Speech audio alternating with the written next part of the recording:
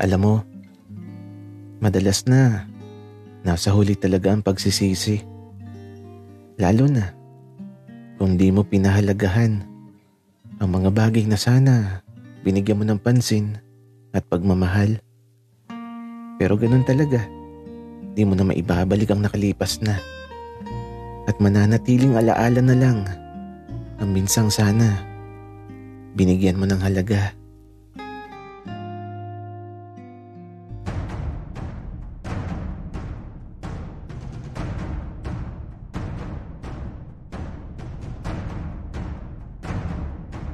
Kaibigan, huwag mong kalimutan mag-subscribe sa aming channel at huwag din kalimutan i-click ang notification bell at subscribe button. Subscribe na!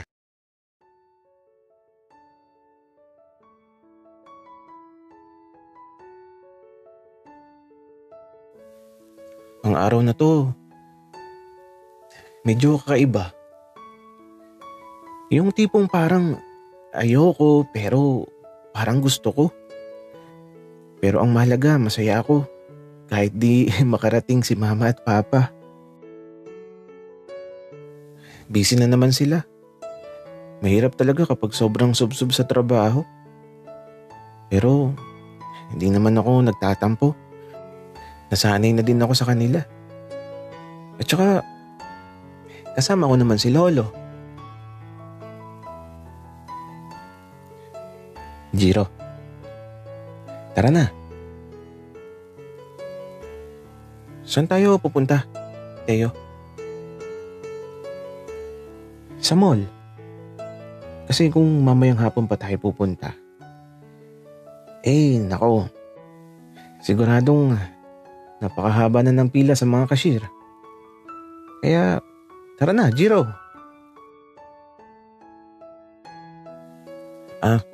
Okay. Wika ko kay Teo. Kaya naman, nagpaalam na kami kagad kay Lolo at eto, diretso alis na kami. Pagkarating namin sa mall, napakadaming tao. Halos lahat nagmamadali. Nakaka-excite tuloy. Pati tuloy ako, gusto kong magmadali. Teo, bilisan mo. Baka maubusan tayo. Jiro, kalmahan mo. Hindi magkakaubusan dito. Alam mo, dito ka lang sa tabi ko at huwag kang lalayo. Baka mamaya mawala ka. Teo, bakit naman ako mawawala? Di na ako bata ha. Okay, sabi mo Sabi nga naman ni Teo na eto, nagsimula na siya mag-grocery. Ako naman, tagatulak ng cart. At kahit saan siya magtungo, nakabuntot lang ako sa kanya. Medyo matagal pumili si Teo. Kasi naman, sa bawat hahawakan niya, nako, tititigan pa niya, tapos magbabasa pa, tapos titingnan pa yung presyo. Grabe ang tagal. Nakakainip kasama pero okay lang. Siya naman ang magbabayad. Kaya ito, halos ilang oras din kami dito sa supermarket. Madami kasing binili si Teo na panghanda. Hanggang bagong taon na daw yun. At nung magbabayad na kami, ayun, napakahaba ng pila. Kaya ito, nung makauwi kami, grabe hapon na. Napagod talaga ako kaya ito, diretso ako sa silid ko at nahiga na muna ako. Hoy, Jiro, bakit ka nakahiga dyan? Gusto mo siguro ng cuddle? Teo, pagod ako ha. Yakapin kita para mawala yung pagod mo, Jiro. Gusto mo? Ayoko, Teo. Baka mamaya hindi lang yakap ang gawin mo. Panwari ka pa, Jiro. Bahala ka. Minsan lang ako mag-offer. Kasi baka magbago ang isip ko. Ikaw din. Bahala ka. Teo, ang weird mo. Nakakatakot ka na talaga. Ilabas mo si Teo, yung mabait at malinis. Jiro, bahala ka, sige na. Kung ayaw mo, edi wag, bahala ka dyan. At ito, tumalikod na si Teo. Lalabas na siya sa silid ko. Kaya lang, bigla siyang humarap ulit dito sa kama ko. At aba, tinalunan ako. Tapos, pinagkikiliti ako. Halos wala akong magawa. Halos mamatay na ako sa pangingiliti ni Teo.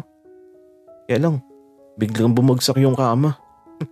Napatigil tuloy si Teo sa pangingiliti. Ako naman, nagulat. Alo, nagiba yung kama. Ikaw kasi Teo, kulit mo.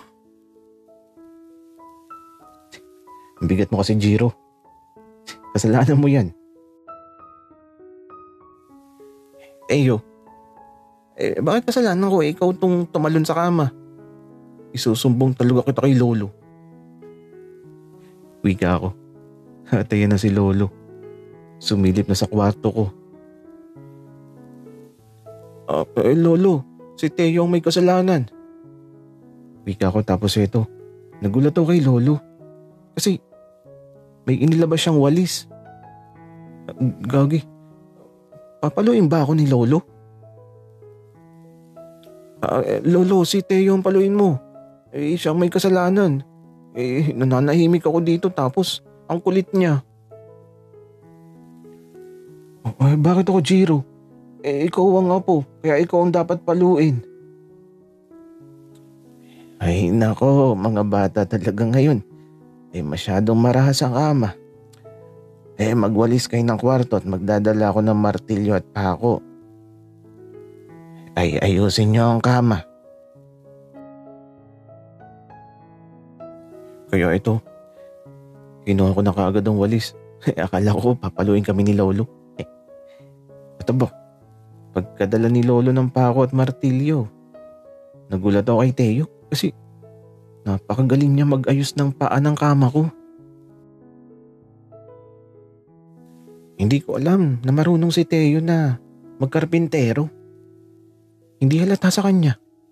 Kasi naman yung itsura niya, mukhang mayaman. Pero ang galing niya pumukpok. Grabe. Baon na baon agad ang mga pako. Sinubukan ko nga eh. Kaya lang, nadapli sa pako. Tapos natalsik ang pako. Tinatawanan tuloy ako ni Teo. Yan, okay na Jiro. Kahit magyugyugan pa tayo dyan di na yan masisira. Huh? Bakit magyugyugan, Teo? Oh, galit ka na naman, Jiro. Alam mo, samahan mo na lang kasi ako sa kusina. Gusto ko kasi na nakikita ka doon. Bakit, Teo? Bakit mo gustong nakikita sa kusina? Jiro, bakit ang dami mong tanong? Ikaw sumama ka na lang sa akin. At huwag ka nang magtanong. Bakit nga kasi muna, Teo? Sabihin mo muna. Jiro, ang kulit mo. Isang tanong mo pa hahalikan na talaga kita. Kaya tara na. At hindi ako nagbibiro na hahalikan kita. Bahala ka. Sa labi kita hahalikan. Di tuloy ako nakapagsalita. Kasi naman, gagi. Totoo ba yun? Pero kung totoo yun, mas maganda kung di muna ako magsasalita. Ayoko munang magtanong. Di pa ako nagtututbrush Kaya ito, sumama na lang ako sa kusina. Tutulungan ko na lang siya pero magtututbrush muna ako. Baka kasi magtanong ako bigla.